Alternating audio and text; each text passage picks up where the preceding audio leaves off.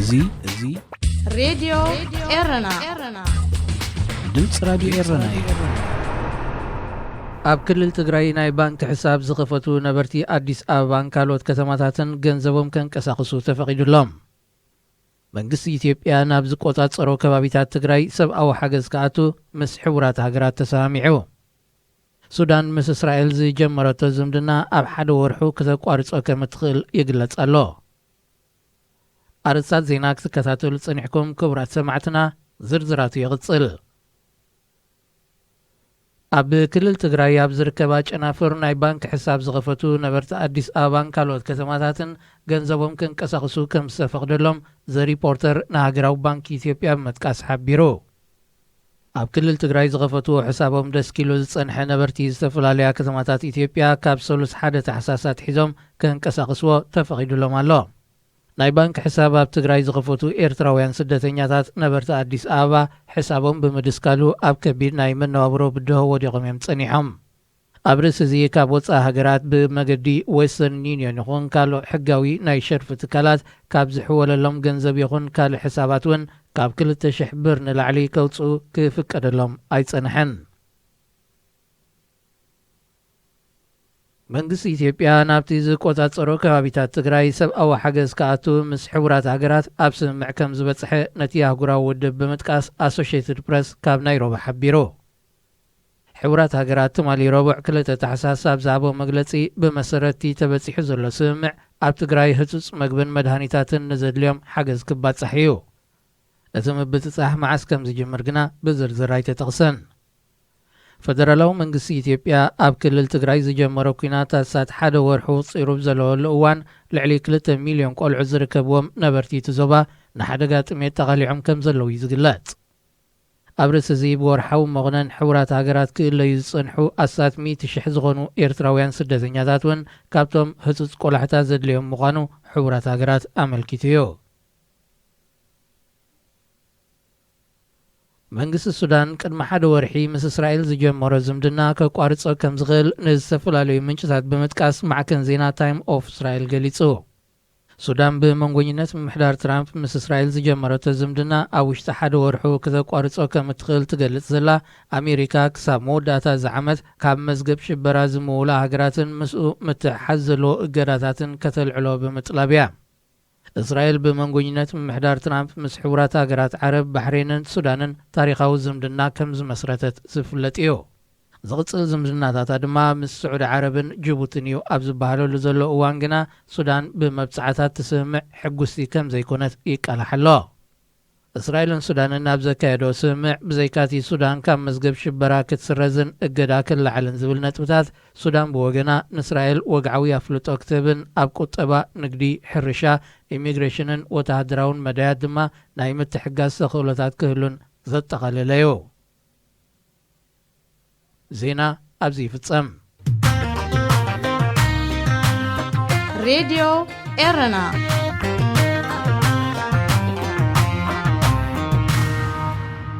ኣብዚ ንድሕነት ኣብቲ ንዕንወት ቤርጋለም ፍስሓ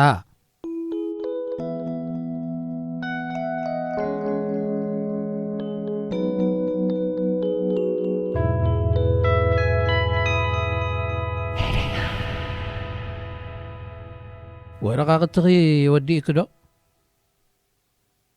ዳሃይ ንምግባር ምስ ዝደወለለይ ሰብ እናዕለልና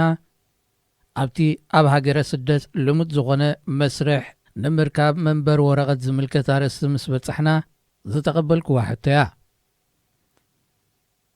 ሃይ ኣለኺ ይወዳእኩን ክሳብ ሕጂ 2 ዓመት ጌርክምሽ? እወ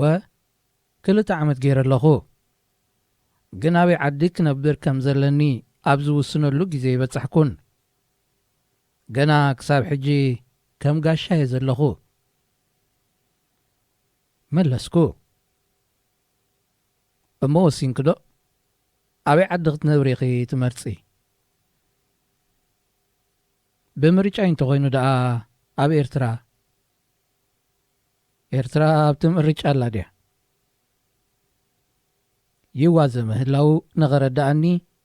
ህስስ ዝበለ ሰሓቕ ወሲኹ ሓቲቱኒ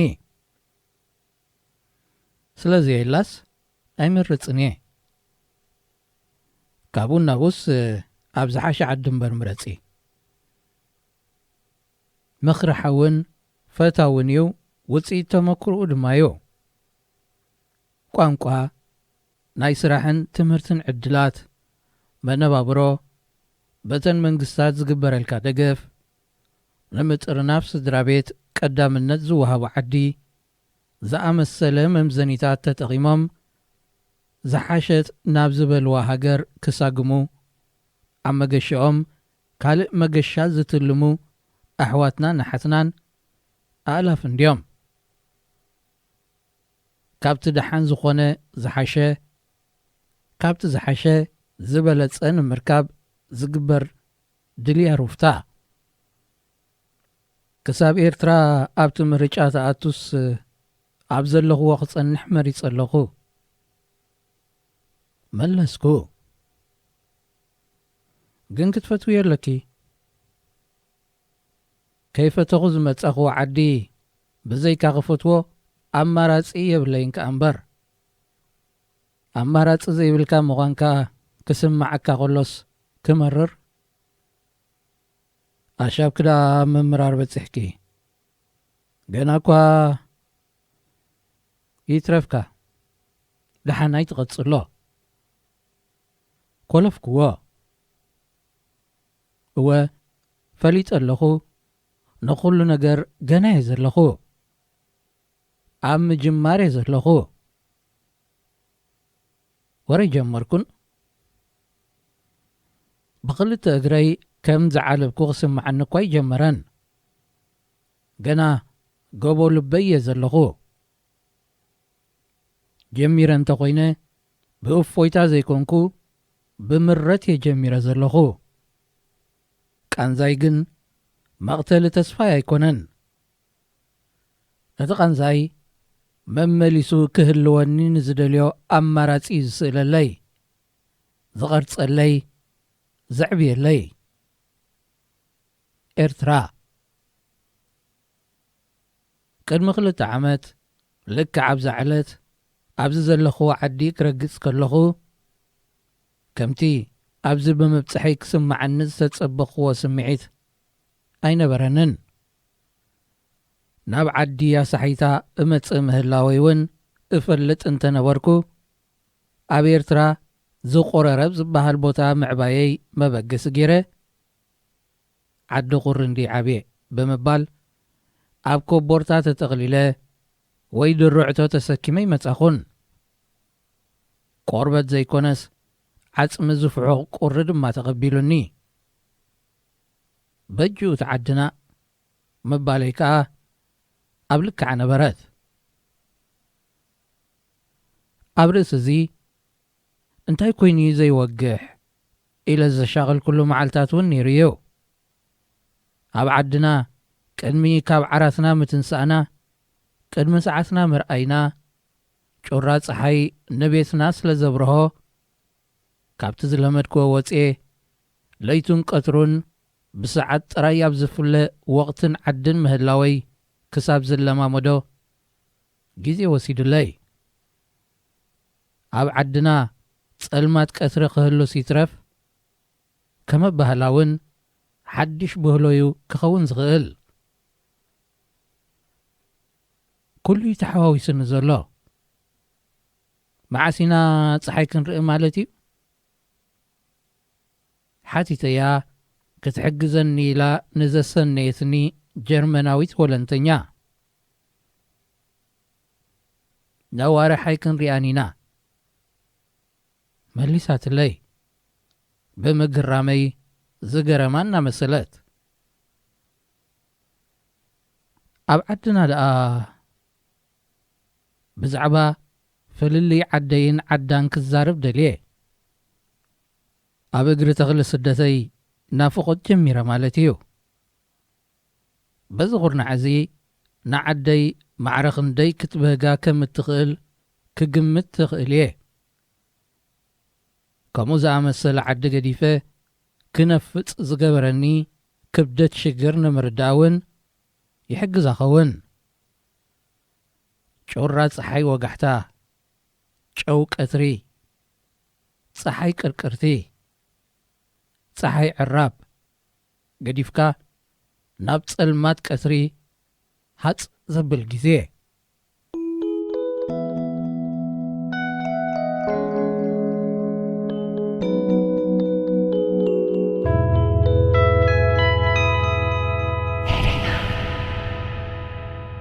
ልክዕዮ ጸጋታት ንምስል መቓር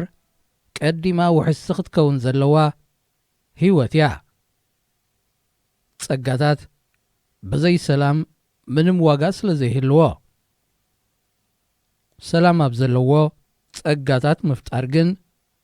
ድሌትን ጻዕርን ጥራይ ዝሓትት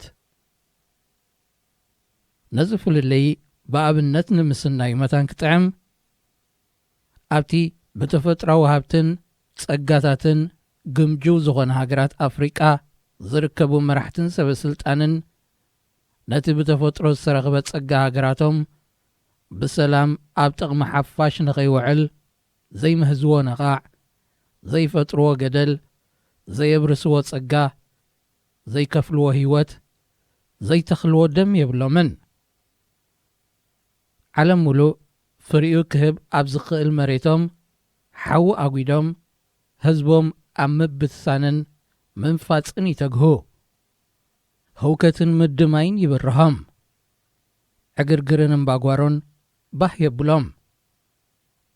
ካብ ብሰላም ብኹናት ትውሕስ ህይወትን ስልጣንን ዝያዳ ትምእምኦም ትምቀሮም እውን ብሓጺሩ ኣብ ዓድና ሰባት ነቲ ብተፈጥሮ ዝተረኽበ ጸጋ ናይ ምንባር ትዕድልትን ሃብትን ክዕንውን ህዝቢ ክህውኹን በቲ ሓደ ድማ ክግብቱ ይርህፁ ብርትዓኦም ብኡ ክዕቀንን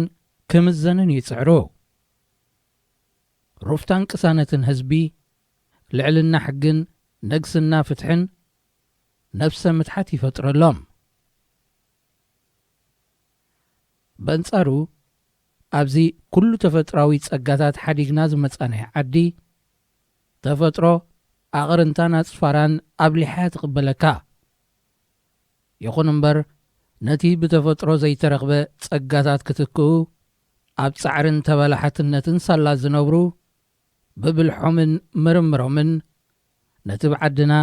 ብዕድል ዝረኸብናዮ ጸጋታት ዝትክእ ኣማራጺ ንኽፈጥሩ ሰላም የብሉን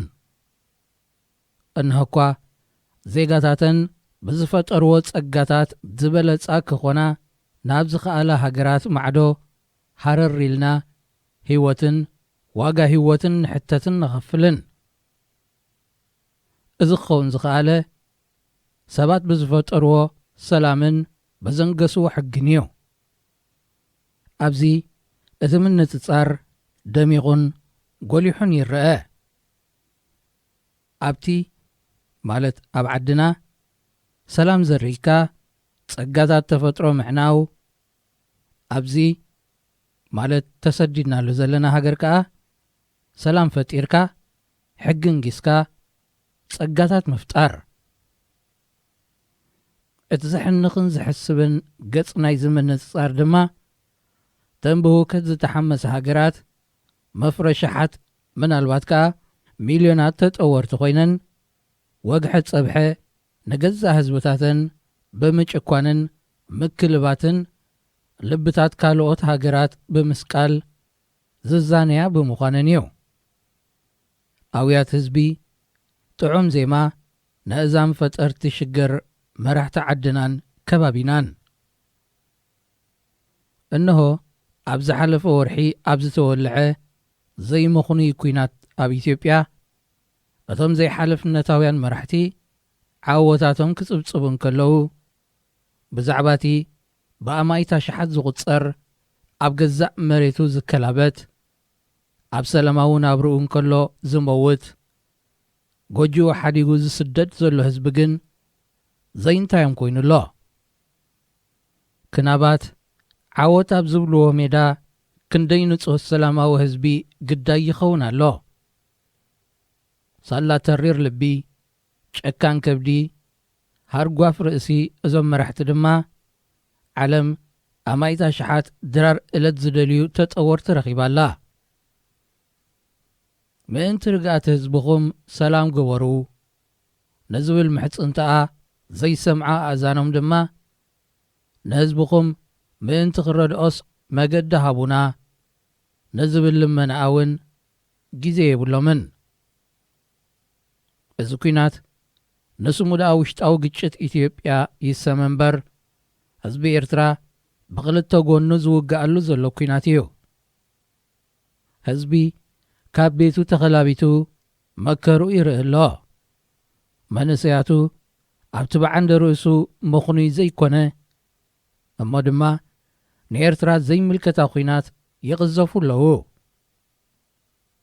ንህላውነቶም ኣብ ዝኽሕድ ዓውደ ኩናት ንብላሽ ይጠፍኡ ኣለዉ ዕንደራ ዘይሓላፍነታውያን መራሕቲ ዝፈጠሮ ውሕጅ ይወስዶም ኣሎ ግዳይ ናይቲ መሪሕነቱ ብዓመፅ ዝገልጽ መራሒ ሃገሮም ይኾኑ ኣለዉ በቲ ካልእ ሸነኽ ድማ በቲ ንዝበዝሐ ኤርትራዊ ካብ ዓዱ ዘንፈጾም ምኽንያት ካብ ቤቶም ወፂኦም ኣብ ማዓስከራት ስደተኛታት ትግራይ ተዓቂቦም ናብ ዝወሓሰ ቦታ ናይ ምስግጋር ዕድላቶም ክጽበዩ ዝጸንሑ ኣሽሓት ዜጋታት ኤርትራ ግዳይ ሽላን ቆሊባን ኣደዳ ጥሜትን ዓጸቦን ዝበኣሰ ድማ ይሞቱ ኣለዉ ስለዚ እምበኣር ኤርትራ ኣብቲ ውሽጣዊ ግጭት ኢትዮጵያ እዩ ዝተባህለ መጋርያ ብማዕርያ ትልብለብ ዘላ 2020 ንዓለምና በዳሂት ዓመት እያ ነይራ ነፍሲ ወከፍ ሃገር ብማዕረ ክጸሉ ብዝኸኣለ ለበዳ ተወሪራ ተዋጢራ ህይወት ንምድሓን ትንፋስ ኣብ ዘይህብ ጻዕርን ከላ ጸጋታታ ንምድሓን ዜጋታት ንምሃብ እናተቐዳደመትን ከላ ኣብ ሓደ ኹርናዕ ናይ ዝዓለም መጋርያ ኣጉዶም ህዝቦም ዝጥጥቑ ንሞትን ከልበትበትን ዘቃልዑ መራሕቲ ዝስሞም ሰባት ክትርእን ከለኻ እዚ ተፈጥሮናስ ከመይ እዩ ዘየብል ኣይኮነን ዓለም ትንፋስ ንምድሓን እናተረባረበት ከመይ ልዩ ኣብዚ እዋን ኩናት መፅበቢ ፍልልያት መፍትሒ ጸገማት ኮይኑ ዝረኣዮም ከመይ ልዩ ብምኽንያት ኮሮና ምርጫ ይገብርን እየ ዝበለ መራሒ ኩናት ቀሊል ኮይኑ ዝረኽቦ ብኸመይ ከዩ ሞትን ስደትን ዓሰርተታት ኣሽሓት ዜጋታቱ ንዘይጭበጥ ዓወቱ ዝግባእ ዋጋ ኢሉ ዝሓስቦ ከመይ ልዩ ብጉልባብ ኮሮና ንህዝቡ ን8 ዋርሕ ኣብ ገዛ ዝዓፀወ መራሒ ዜጋታቱ ኣብ ዘይምኹኑይ ኩናት ምጥባስ ምኹኑይ መሲሉ ዝስምዖ እዚ ህዝቢ ክትስእ ክብል እናተደቑሰ ርእሱ ከቕንዕ ክብል እናተደሰቐ ኣብ ድኽነትን ሽግርን ዝነበሮ ኣይኣኽሎንዶ እቲ ዓቕሉን ጽማሚኡን ጻማ ይግብኦንዶ ከምቶም ካልኦት ህዝብታት ዓለም ብሩፍታ ምንባር ኣብ ቤቱ ምምማቕ ኣይምልከቶንዶ ኣብዚ ንድሕነት ኣብቲ ንዕንወት ዝግበር ቃልሲ ኣብዚ ኣየቕንዕን ኣብቲ ኸኣ ኣይሕፍርንዶ ይርጋለም ፍስሓ ሬድዮ ኤረና ናጻ ድምፂ ኤርትራውያን ክቡራት ሰማዕትና ቀጺሉ ኣቶ መስፍን ሓጎስ ንህልው ኩነታት ኢትዮጵያን ኤርትራን ኣመልኪቱ ዘመሓላለፎ መልእኽቲ ከቕርብ እዩ ሰናይ ምክትታል ሬድዮ ኤረና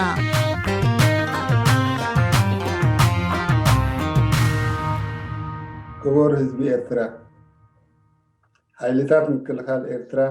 ካብ ነፍሲ ወከፍ ኤርትራዊ ስድራቤት ዝተዋፅአ ንስለ ሃገር ኢሉ ብናፃ ካብ ዘገልግል ዘሎ ዜጋ ዝቆመ እዩ ህዝቢ ኣብ ዘይፈልጦን ዘይመልከቶም ኩናት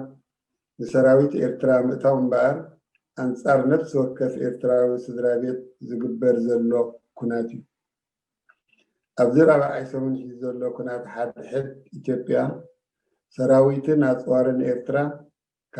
ካብ መጀመርታ ኣትሒዙ ይሳተፍ ከም ዘሎ ካብ ኤርትራውያን ክሕባእ ዝኽእል ኣይኮነን።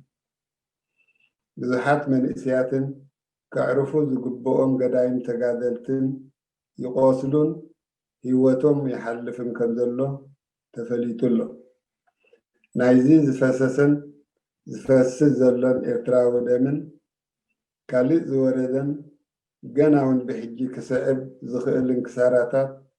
ተሓታቲ ከዓ ጉጅለ ኢሳያስ እዩ። ምዝንባልን መስዋዕትን ምስድራ ቤታት ኤርትራ ኣኺሉ ዝተርፍ ሰለሎ ስለ ዘእተወለን ነዚ ኩናት ምኹናንን ኣንጻሩ ብዝከኣል ምስራሕን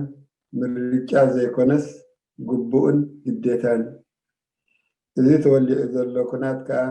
ነተን ድሮ በሪሰን ዘለዋ ስድራ ቤታት ኤርትራ መሊስካ ምድኻመን እንተዘይኮይኑ ካልእ ውፅኢት የብሉን። ህዝብናን ሃገርናን ንከምዚ ዝኣመሰለ ከቢድ ብድሆን ሓደጋን ተቃሊዖም ከለዉ ናይ ውሑዳት ዘይሓላፍነታዊ ተግባራት ንዕዘብ ኣለና።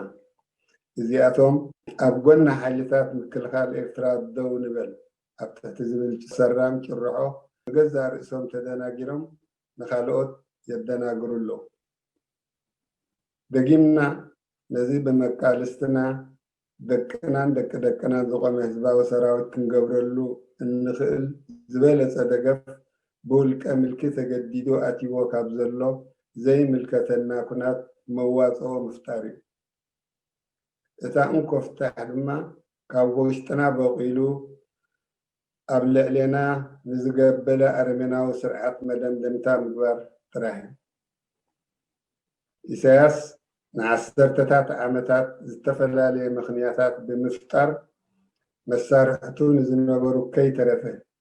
እናፈላለየ ክመልኽ ፀኒሑ። ካብዚ ምፍልላይ ዝረብሐ ኣካል ግን ክሳብ ሕጂ የለን።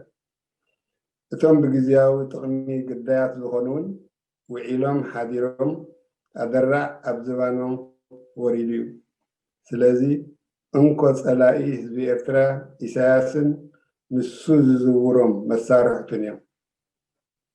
ኩላትና ሓቢርና ኣንጻሩ ደው ኮይበልና ከዓ መዓትና ክቅንጠጥ ኣይክእልን ኣይኮነን እውን። ዝኸበርካ ሓይልታት ምክልኻል ኤርትራ እዚ ኩናት እዚ ኣይኩናትካን ብቂመን ሕነ ምፍዳይን ውልቀ ሰባት ብቐንዱ ከዓ ብኢሳያስን መሻርክቱ ኣብይ ኣሕመድን ዝግበር ዘሎ እዩ። ኢሳያስ ሰላምን ምሕንፃፅ ዶቡን ከም ዘይደሊ ኣብ ዝሓለፉ ልዕሊ 2 ዓመት ብንጹር ተራእዩ እዩ። ብሓቂ ዶብ ክሕንፀፅ ብሕጊ ዝተወሰነ ሉዓላዊ ኤርትራዊ መሬትን ሰራዊት ምክልኻልን ናብ ሰላማዊ ናብራ ክምለስ ስለ ዘይደሊ እነሆ ሕጂ ዶብ ተሓንፂፁ ሉዓላዊ መሬትና ከይምለስ ምስምስ ይኸውን ዝበሎ ናብ ዘይተደለየ ሓድሽ ኩናታት እዩ። መቃልስትና ብፆትናን ንኣሽቱ ኣሕዋትናን ኣሓትናን ዝኾንኩም ሓለፍትን ኣዘዝትን ሓይልታት ምክልኻል ህዝብና ሰላም ረኺቡ ቀሲኑ ናብርኡ ክመርሕ ደቅና ንሕና ዝሰኣናዮ ዕድላት ረኺቦም ክስስኑ ሃገርና ድማ ዓዲ ሕግን ዴሞክራሲን ኮይና ክትብልፅግ ኢልና ብሉፃት ብፆትና ከም ዝኸፈልናን ንእስነትና ከም ዘብለናን ኣይትዝንግዑን እዮም። ስሰአ ስልጣን ዘዕወሮ ኢሳያስ ግን ንመስዋዕትና ረጊፁ ንቑኑዕ ዕላማና ጨውዩ ኣብ ልዕሊ ህዝብና ሸይሸይ ይብል ኣሎ። ንደቅና ሓሊፉ ድማ ብህወትን መፃእን ደቂ ደቅና ይጠላዕ ኣሎ። ነዚ ኩናት እዚ ክትነፅግዎን ውርደት ህዝብና ብህፁፅ ደው ከተብሉን ዜግነታዊ ሓላፍነትን ሓደራ ስውኣትን ኣለኩም። ታሪክ ድማ በቲ ትማል ዝወዓልናዮ ጌጋታት ዘይኮነ በዚ ሎሚ እንገብሮ ኣራሚ ውዕሎ ክመዝነና እዩ። ዝኸበርካ ህዝቢ ኤርትራ ሕጂ እውን እቲ እንኮ ፀላኢኻ ኢሳያስን እቲ ንሱ ዝመርሖ ዝማሕመነ ስርዓትን እዮም። ተደጋጋሚ ኩናትን ወረ ኩናትን ኣሰንቢርና እኳ እንተኾነ ንሓዋሩ ተጨፍሊቑ ዝነብር ህዝቢ ስለ ዘየለ እዚ ዝካየድ ዘሎ ኩናት ነቶም ኣበገዝቱን ለኪሙ ክኸይድ እዩ። ዝጎረቤትካ ህዝብታት ነባሪ ፅልኢ ገድፈልካ ዝሕልን ዘሎ ስርዓት ልዕሊኡ ስለ እትግንዘቦ ኣብቲ ዘየድሊ ናይ ፅልኢ ሓሸውየ ከም ዘይተኣቱ ኣይንጠራጠርን ኢና። ካብዚ ኩናት ተዓወቲ ኮይኑ ዝወፅእ እቲ ንሰላም ዝፅዕር ህዝቢ እሞ ሕጂ እውን ዓወት ናትካ እዩ። ይቐኒየለይ። መደብ መንስያት ኣብ ሬድዮ ኤረና። ሰላም ንዓኹም ይኹን ዝኸበርኩም ሰማዕቲ ሬድዮ ኤረና ብሓፈሻ ብፍላይ ከዓ ተኸታተልቲ መደብ መንእስያት ከመይ ትቕንዩ ኣብ ዘለኹምሞ ድሓን ክትህልው እናተመነና ሓሙስ ኮይኑ ንዓኹም ይኹን እዮም ዝበልናዮ መደባት ሒዝና ኣብ ሰዓትና ተረኺብና ኣለና። ክሳብ ፍጻሜ መደብና ምሳና ክትጸንሑ ብኽብሪ ዝዕድመኩም ኣኽበረት መሓሪኤ ሰናይ ጻንሖት። መደብ መንስያት ኣብ ሬድዮ ኤረና። ሊሎይ በሪራ መዕለብ ምስ ሰኣነት ዓዲ ቀየረት በሪራ ተረፈት።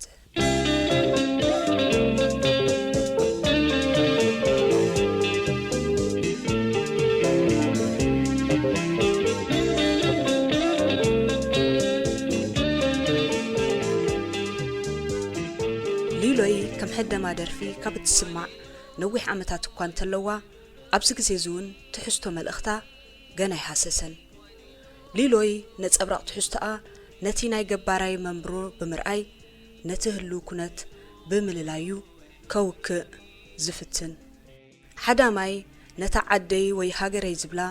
ነቲ ዝወረዳ ሕሰምን ምረትን ብምጉላሕ ነቲ ዝነበረ ኣምባገነናዊ ስርዓትን ግዝኣቱን ክገልጽ ዝህቀን ምስ ባህርን ግብሪ ደቂ ሰባትን እናወሃሃደ ድማ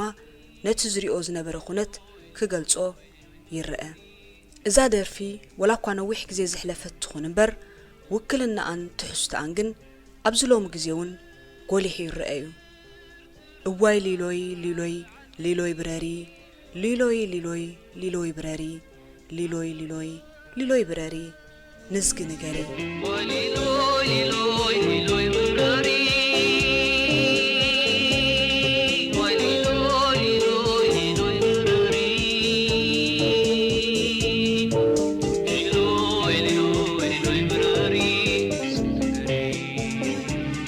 ኣብ ኣዝማች ናይዛ ደርፊ ዘሎ ትሕዝቶ መልእኽቲ ንዕሊሎይ ብረሪ እናበለዩ ነቦይ ዝጊ ንኽትነግረሉ ዝልምና። እዚ ብተራ ግንዛበ ክንሪኦ ከለና ዝኾነ መልእኽቲ ወይ ኣመት ዘይክህበና ይኽእል እዩ። ኣብ ውሽጢ ብምስራጽ ንውሽጥና ምስል ንሓትት ግን ኪንዮዚ ካልእ ውክልና ክህልዎ ይኽእል ዶ? እንታይ ክትነግረሉ ወይ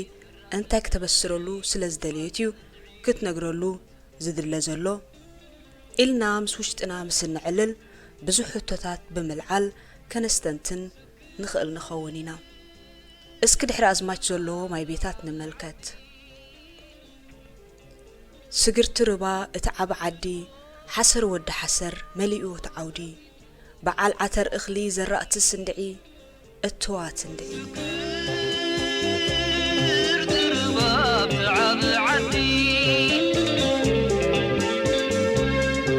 حسر ورد حسر مليوت عودي بعد رخلي ذرات سندعي اتوات ندعي سجرت ربا سجرت جوبو زبلو وكلناتات أبسساتات يخونو أبسبعاتات جنونات وكلناتات كم زنبرو أبوزحات درفتات تعذبنا لنا نقبلنا نمتقاس ኣብ ደርፊ ተኽልንኪ الجبرو ወድ ገብሩ ስገርት ጎቦ ኪንዮት እንባ እነህለት ሩባዓን ሰባ ኣብ ናይ በረኸት መንግስቲ ኣብ መለይ ሰማያዊት መንዲልን ናይ አብራር ዑስማን ኣደይ ካልእን ምስማዕ ይከኣል እዩ። ኪንዮ ወይ ስግር ዝብሉ ሓረጋት ነቲ ብቐጥታ ክትብሎ ዘይትኽእል ክትብሎ ዝኽእሉ ምዃኖም ኣቐዲምና ተመልኪትና ኣለና። ዝኾነ ሕብረተሰብ ነታ ዝነብረላ ከባቢ ወይ ዓዲ ወይ እውን ሃገር ነናቶም ፍሉጥ ውክልና የንብሩሉ እዮም። ኣብዛ ልዕልና ዝረኣናያ ማይ ቤት ኣብ መወዳእታ ዘለዋ ነግሕታት ነቲ ንጥፈታት ናይ ሓረስታይ ብምርኣይ ነቲ ብሰርሕ ሰምን መከራን ብዝግባእ ዝራእቱ ዘሪኡ ክእክብን ክምእርርን ዘይከኣለ ነቲ ኣብ መሬቱ ክድፋእ ዝረኣዮ ኣብ ፈጽሚ እትዋቱ ግን ስለ ዝተደፍአን ስለ ዘይተኣከበን ነቲ ክሳራን ጥፍኣትን ብዘይ ምድጋም ኣብ መታቱ ኮፍ ኮፍ ኣቢልዩ ናብቲ ዝስዕብ ማይ ቤት ዝሓልፍ ስግርቲ ሩባ ተዓባ ዓዲ ትህድሞ ዘጢጡ ጎዲሉ ዓንዲ መደቀሲ የልቦን ፈሪሱ ትንእዲ ኣባይካ ወላዲ መንጸፍካ ናዲ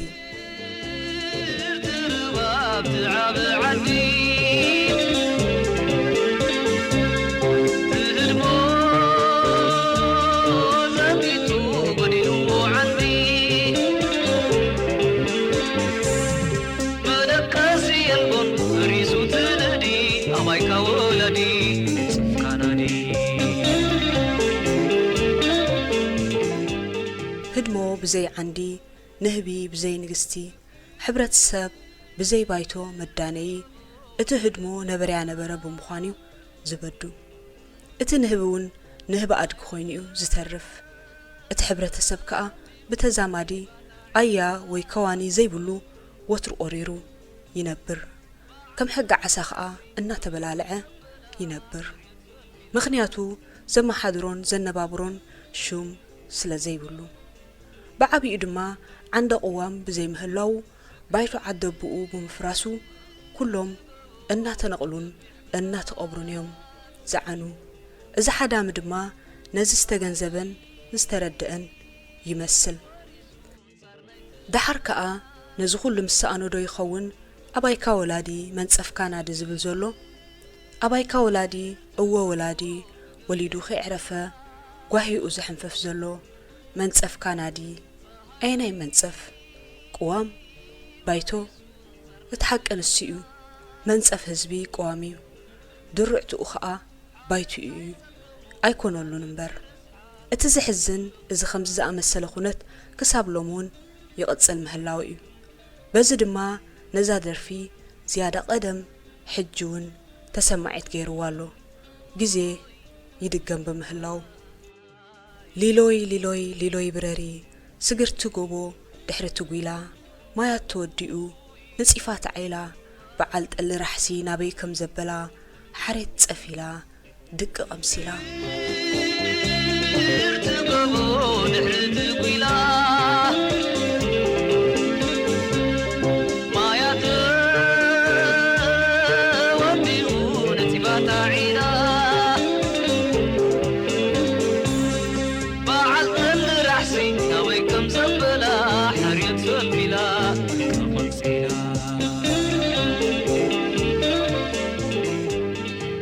ኣዝማች ምድግጋሙን ከምኡውን እትናተደጋገመ ዝመጽእ ወትሩ ኣብ ቀዳማይ ነግሒ ዝርከብ ሓረግ ነቲ ስም ዓዲ ወይ ሃገር ደጋጊሙ ብምጥቃስ ንመን ስለምንታይ ብኸመይ ብሩህ ይገብሮ ኣብዛ ማይ ቤት ዘለዎ ኣስማት ይኹኑ ውክልናታት ምስ ንዕዘብ ድማ ካብ ተቐዲምና ዝረኣናያ ማይ ቤት ዝያዳ ነቲ ህሉ ኩነት እናብርህት ነቲ ዘሎ በሰላን ውርደትን ድማ ተርኤና ምኽንያቱ ኩናትን ወረኹናትን ንህዝብን ሃገርን ከምኡውን ከባብና ዕናውን ዘራግን ብምዃኑ ስለ ዘርኤና ዒላታት ነጺፉ ጠሊ ራሕሲ ርሒቑ ሓሬት የለን ዝጥጥዕ ዘጉላዕልዕ ከባቢ ይኹን ሕብረተሰቡን የለን ኩሉ ሕሙም ኩሉ ቁምሱል ኩሉ ብዱል እዩ ኣብዚ እውን ነቲ ዝነበረ ኩነት ክንርድኦ እንተኽኢልና ምስ ዘሎ ኩነት ኣመና ዝመሳሰል እዩ እቲ ቀደም ወላዲ ቃዛኒ እቲ ውልድ ከዓ ጠፋእ ነይሩ ኣብ ዘለናዮ መድረኽ ድማ ተመሳሳሊ ተዝካር ውልዱ ዝበልዕ ወላዲ እዩ ዘለና ከም ስርዓት ሕጊ ሓርገጽ እንዳነባዕካ ብላዕ ስግርቲ ጎቦ ትገፊሕ ግራት ጻህያይ ወሪሱ ኣንጻር ናይ ትግራት ሓረስታይ ጸገሞ ከኣልት ርስሓት ክጥርንፍ እኽልታት ክፈልት ኽርዳት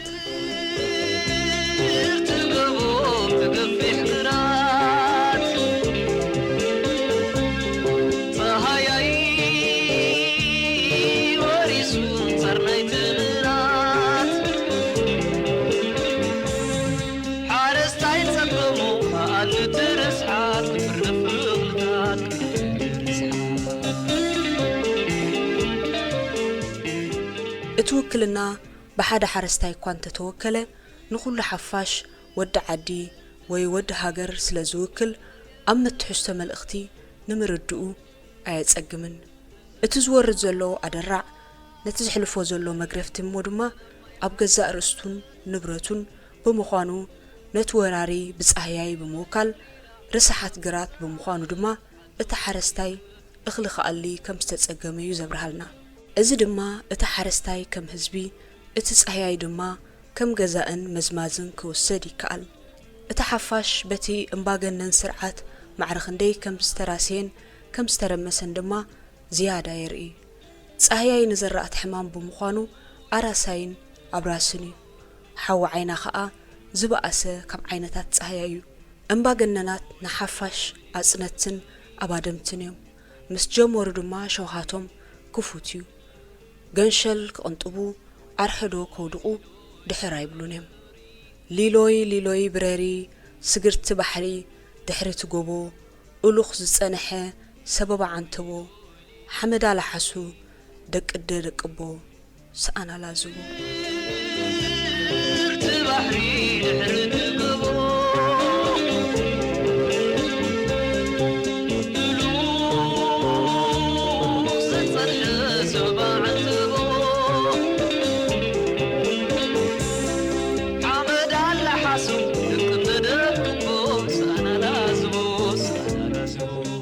أبزي قد أماي ندحريت بمملاس نتزنبري مجوجال عدخا بهيركا أوراجخا بزمتو وي بزفت أرونقع اتودبات بقال ماما حسمن مرتن كم زشاقطو يقلز إذا خمز عين الترقيوتات حجون إزولدو تصبي بالنت يرئي بمهلاو سأنا لازبو مفتوقانا بمخان نحس من مرتن يقال علو ألازبو زي بلو حزبي أبهلخن قرحنتن يزنبر ألازبو انت زي بالكادما إهن مهن يبلكان بزخاء اسقبات السرعات جزين كونتاتن تتاكيمو وترو نتقرو حبرة السب كمزمزو يرأى كنقرو كتطافقو كبأسون كفاخرون دما كل جزي هردك يبل سجرت بحري تقفيح مريت زناب زنيبو زناب ماي حريت ليلوي بريرة معلب مسانت عد غيرت بريرة ترفت بحري تقفيح مريت زناب زنيبو زناب ماي حريت ليلوي بريرة معلب مسانت عد غيرت بريرة ترفت حسن مقرفت مجزأتي سبمت صوارو سئينو معقبي معلبي كواني زراي مسأنة كم دك أزاقرا نبي يخرنع فحلو بزي شمن كبرن دمات أفيقو ولدوتات تهمشو عد سئينو كال عد دليو كأنفزوي بلالو كل جزي أبرقاقن در بسن إنا ترخبه يتأفقالو قدم تأفيق سريفو حجر ما بعد صفا يتأفقالو ليلوي ننوح ولدتات زد أمرت درف خوينا لومي الناس تنتنا نسمع لنا أب حقوتاتنا بدك أقودبو زحنففو حسم نحنا دما نحنففو لنا ليلوي كساب حسمن مكران زي ختمه كساب سدتن ورا سدتن زي ترفه اتمستنتان اتمن خناخ اتمحنحان اتمرتن أوياتن اتمستمثال بزي مقراص كقصلي كأبا سنت بباويان ويون صحفتي أبقل أوان قسقستن حرنتن بمخان نقوحي وشت دك سبات زصوين زقلصن كريون كسمعون يرأيهم تبعات صحفتن فترتن دما أب كمزي زأمسليو زنصبارق إزي يخون امبر نتقدمهم زنصبارقو تبعات أبقل قات أمدما شبرخ كبلو يرأيهم أبز قربا أوانكوا بحر سنت ببنيا حوس برهانه نزناي ليلوي تبعات بمدفع تخونو اللوا اتبل درف المقرب نقاشا حد دقفتو أخورين أقطعنيو إزو يخون امبر زقرم نقرون أيكونن حد سنت ببنيا حواري أخساب زيكونه كم زيتات كتسبه نبوريو من البات اتترى سماعي ንሓደ ስነ ጥበበኛ ከም ፍጹም ከም መሪሕ ሕብረተሰብ ብምሕሳብ ክቁጥዕን ክንድርን ይኽእል እዩ ግን ነድሪ ሕብረተሰብ እውን ድሕሪ ግዜ ብምብራር ናብ ንቡር ተመሊሱስ መመሰል እምበር ከም ስምብራት ዝሓስቦስ ውሑድ እዩ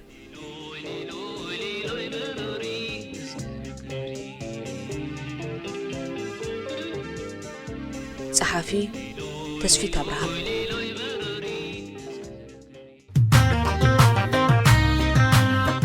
ሬድዮ ኤረና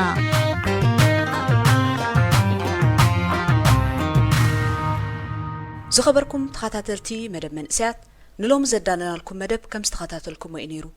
ብዘቕረብናልኩም መደባት ዓጊብኩምን ተዘናጊዕኩምን ክትኮኑ ሙሉእ ተስፋና እዩ ክሳብ ዝመጽእ ሰሙን ምዝተረፉ መደባት ሬድዮ ኤረና ንሓድገኩም ሰናይ ቀነ ሬድዮ ኤረና